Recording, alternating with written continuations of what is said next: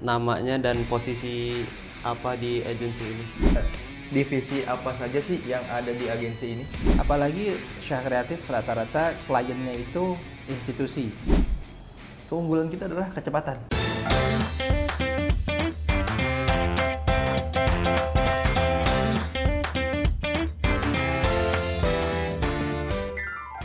Assalamualaikum warahmatullahi wabarakatuh. Waalaikumsalam warahmatullahi wabarakatuh. Hari ini kelompok kita akan wawancara salah satu agensi yang berada di Jakarta Selatan. Mungkin bisa diperkenalkan dulu kakak, namanya dan posisi apa di agensi ini? Oke, assalamualaikum warahmatullahi wabarakatuh. Terima kasih teman-teman semua. Saya Uratul Fuqoh dari Syah Kreatif Indonesia dan juga Imam Muda Indonesia. Posisi saya di Syah Kreatif sebagai lead di bagian Islamic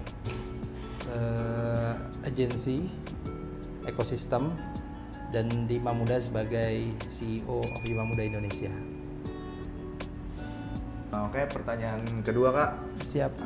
Saya mau nanya divisi apa saja sih yang ada di agensi ini? Kalau di Syah Kreatif, kalau di Syah Kreatif divisinya memang sangat banyak, terutama kita fokus di event management.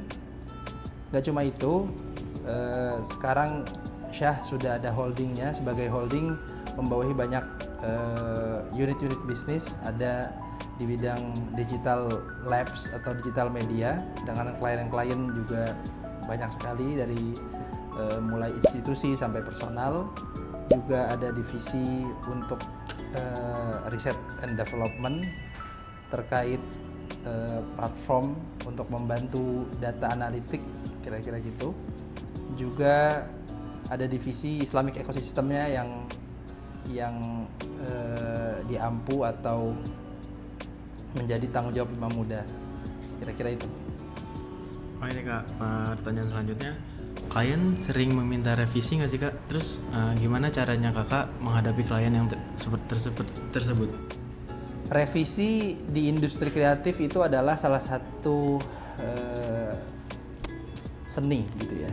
Jadi revisi itu sebenarnya bukan suatu hal yang tidak mengenakan aja, tapi revisi itu sendiri itu yang memacu kita sebagai konseptor atau sebagai agensi yang melahirkan proses kreatif itu semakin tajam. Dan jika kita sudah mendapatkan brief yang baik dan benar dan mengkonfirmasi brief itu sendiri, itu yang akan meminimalisir proses revisi. Tapi revisi itu pasti ada.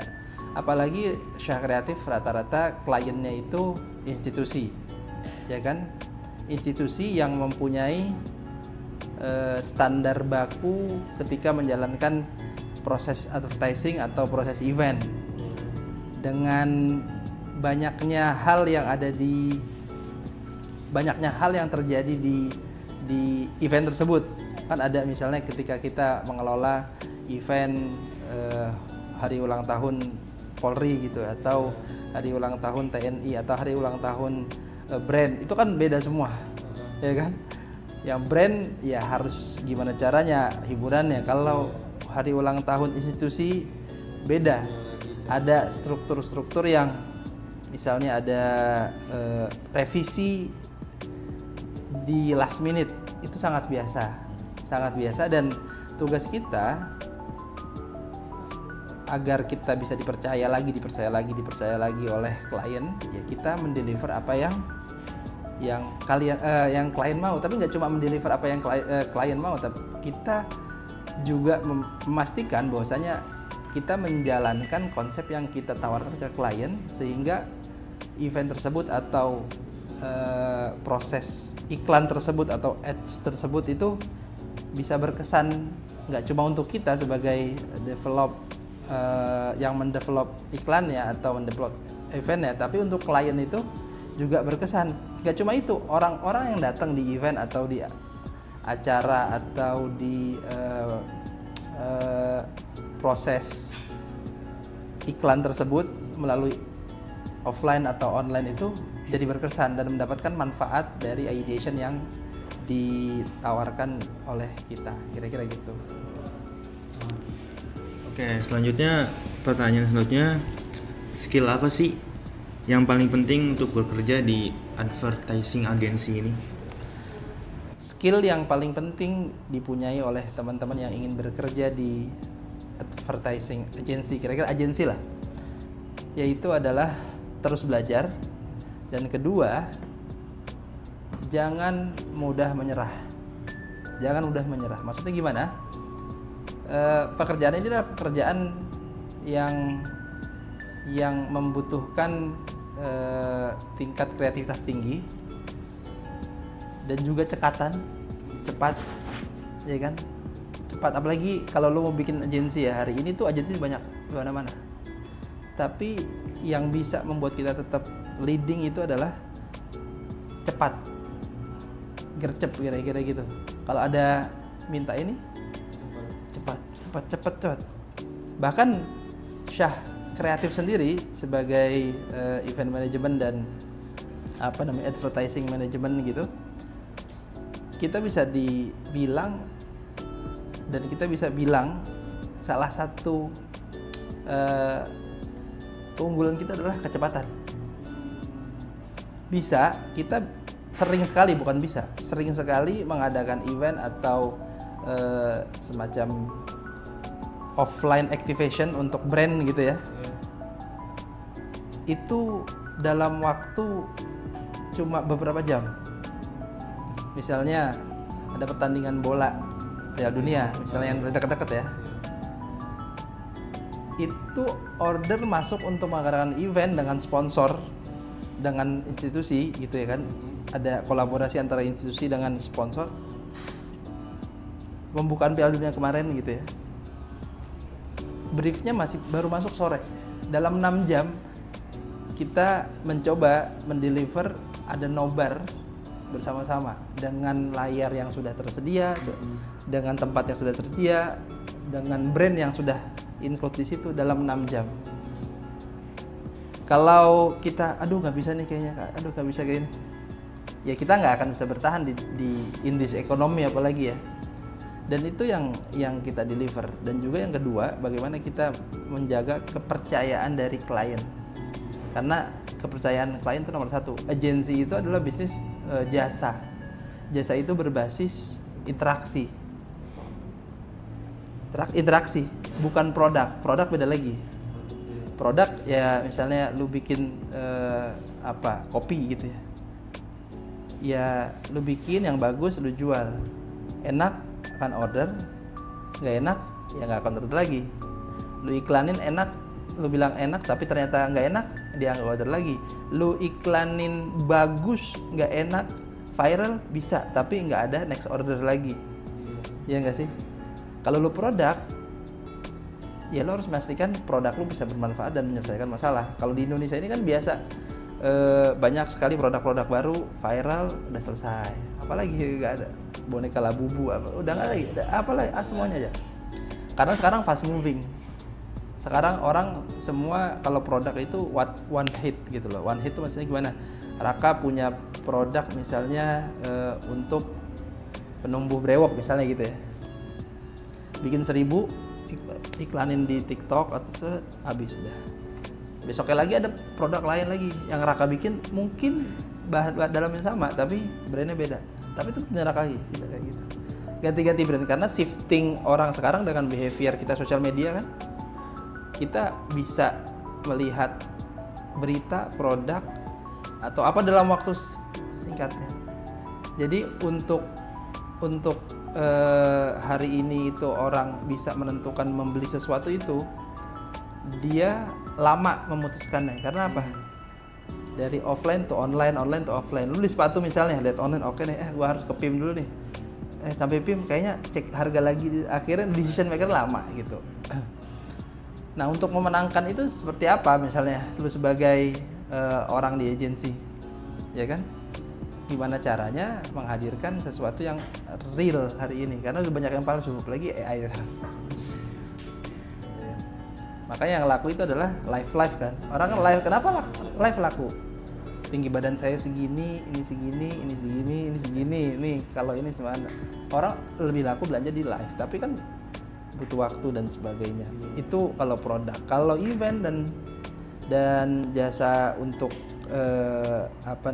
membranding offline, ya gimana caranya lu bisa membuat activity yang berbeda dari biasanya, ya kan? Yang berbeda dari biasanya. Kayak kemarin tuh gua salah kalau ada event sesuatu terus brand nempel ke Dokter Tirta kalau nggak salah ya. Dia lari pakai box gitu kan. Nah ya yang kayak gitu-gitu, yang out of the box, yang karena sekarang udah luar biasa. Nah kecepatan, ketepatan, bangun relasi sama klien dengan baik di luar dan di dalam event. Kemudian juga fokus sama konsep dan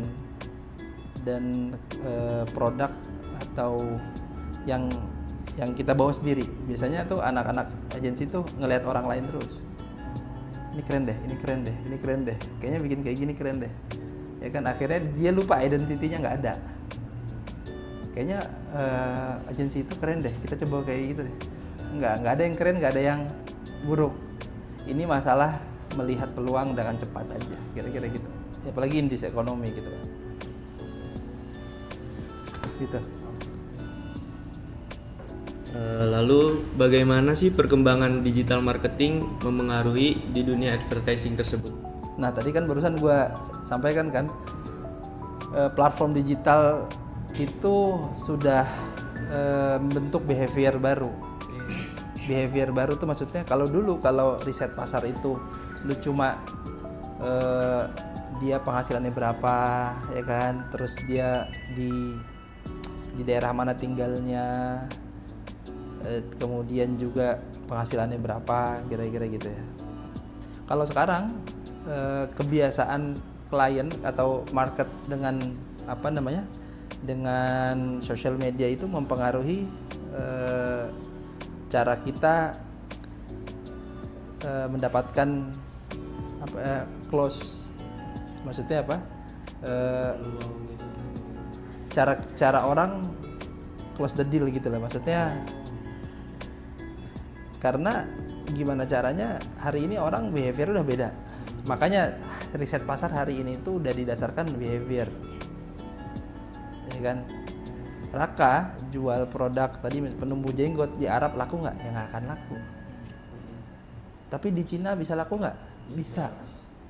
Tapi sebelum dia lakuin, gimana caranya Raka bikin video orang Cina berewokan keren, sehingga orang bilang ini kayak keren, akhirnya laku. Kalau lu belajar orang Arab di semua gitu, jenggotan gitu.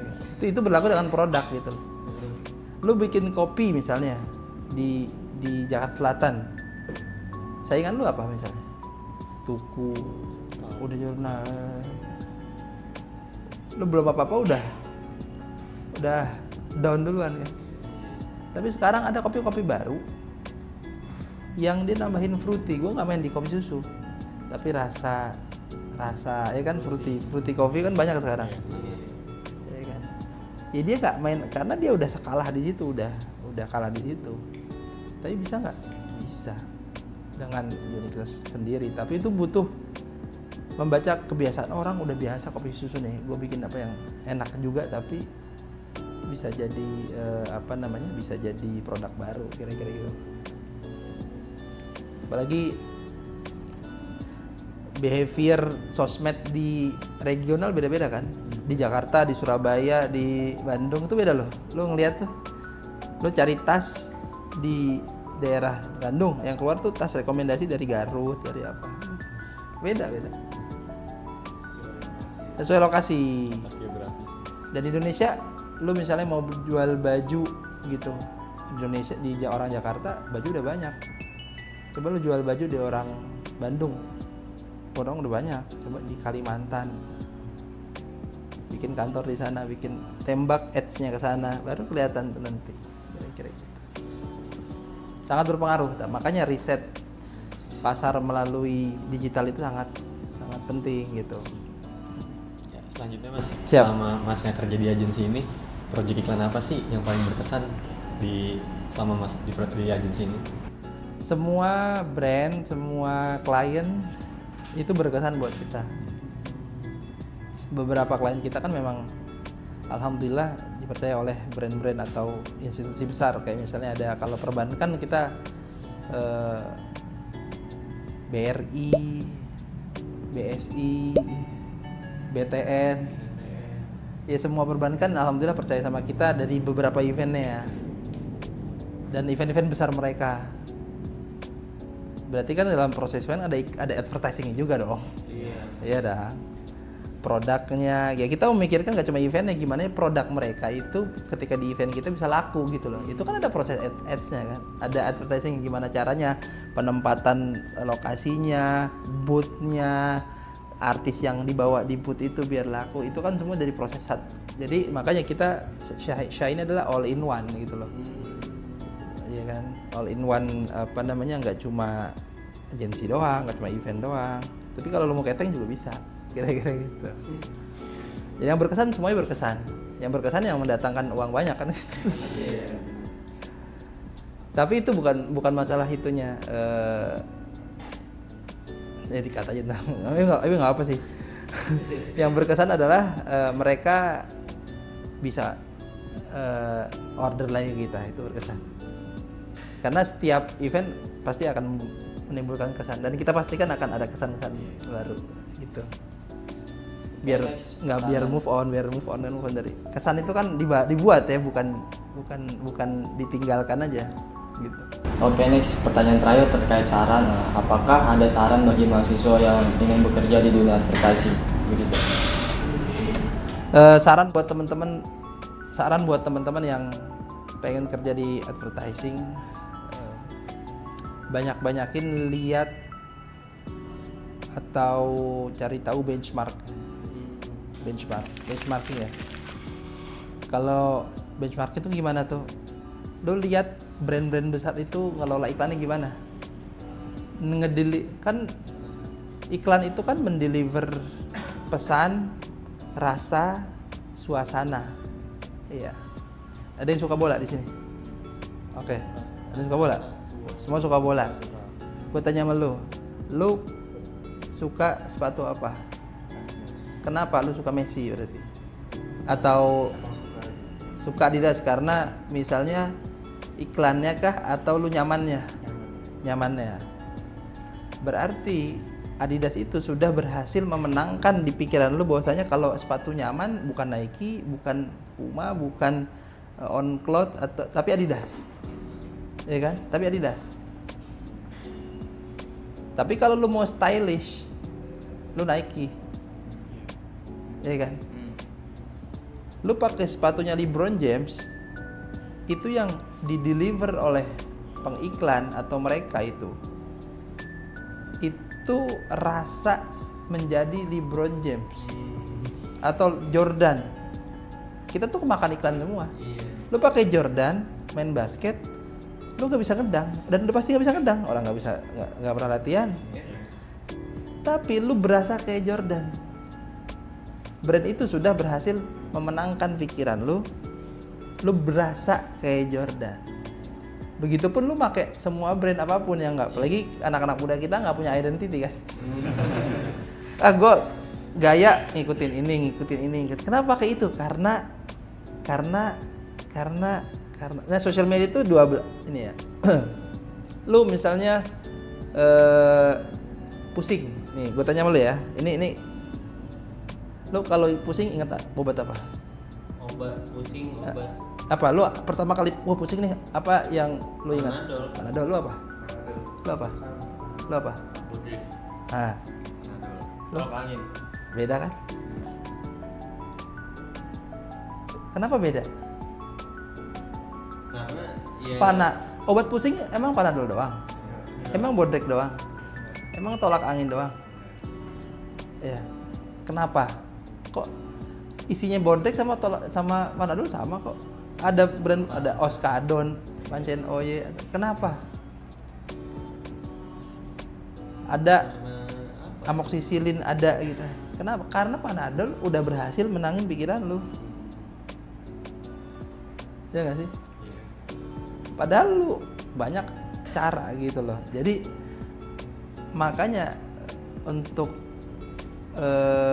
sekarang itu untuk lu bisa menjadi suatu agensi yang baik atau agensi branding lah, atau ngedeliver rasa. Karena kan misalnya nih handphone ini handphone gue kasih lu nih, jualin, lu mikir cara jualnya gimana. Makanya cari, misalnya lu produk nih ya, lu bikin produk misalnya nih, ini air putih ya, ya kan, air putih banyak gak? Banyak. Sekarang yang lagi rame di Jakarta apa? Orang lagi mau sehat. Mau sehat. Iya, sehat ya, lari dan lain-lain. Lu bilang nih, ini gue mau bikin produk air putih untuk diminum sebelum lari, dan kalau lu minum ini lari lu pace lu jadi 3.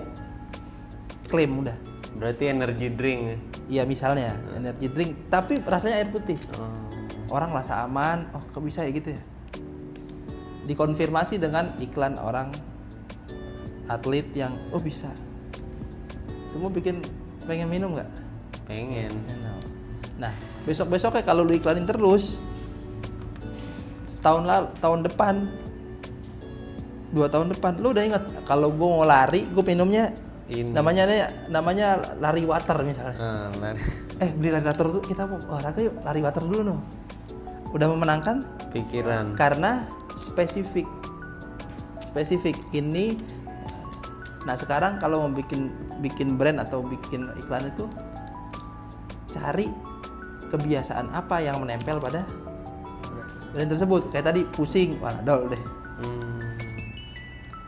Kira-kira gitu. Udah mulai tahu kan? Nah udah, gue sederhanain aja. Nah harus, kalau di agensi harus pinter melihat keadaan. Oh gini, masyarakat ya. Jangan lu bikin sesuatu yang orang nggak butuh gitu. Jangan bikin yang nggak butuh. Kecuali lu kayak Steve Jobs yang belum ada iPhone, lu bikin iPhone. iPhone itu misalnya kita bikin iPhone tuh apa? Yang orang beli iPhone tuh connectivity, simplicity, ya kan? Kira-kira itu cukup dari gue. Oke. Makasih Raka dan Terima teman-teman kasih semua. banyak semua Kak Ya. Urwah udah menyempatkan waktunya buat wawancara singkat Ya. ini. Ya terima kasih banyak. Mungkin cukup sampai sini ya. Ya. Assalamualaikum warahmatullahi wabarakatuh. Waalaikumsalam warahmatullahi wabarakatuh.